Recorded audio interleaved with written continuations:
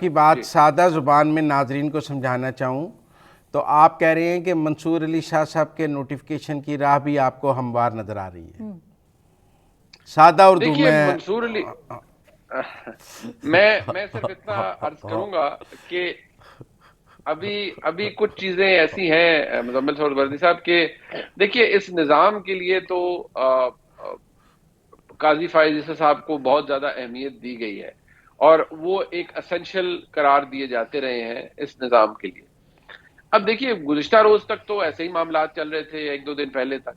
اب کیا یہ فیصلہ کر لیا گیا ہے کہ کیونکہ آئینی عدالت نہیں بن رہی، آئینی بینچ بن رہا ہے، اور آئینی بینچ کی کمپوزیشن کون فائنل کرے گا، سپریم کورٹ کے چیف جسٹس کی اپوائنٹمنٹ کس طریقے سے ہوگی، یہ بہت اہم ہے.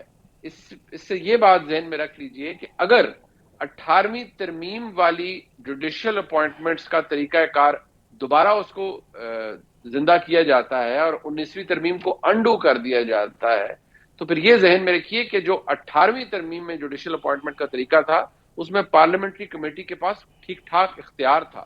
یہاں تک اختیار تھا کہ وہ جوڈیشل اپوائنٹمنٹس کے اندر جوڈیشل کمیشن کی طرف سے آئی ہوئی نامینیشن کو بائی obviously a majority واپس بھی کر سکتی ہے ٹو دی جوڈیشل کمیشن کے لیے. ہم اس کو کنفرم نہیں کر رہے.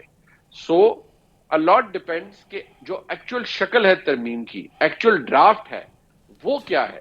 دیکھیں وہ کیا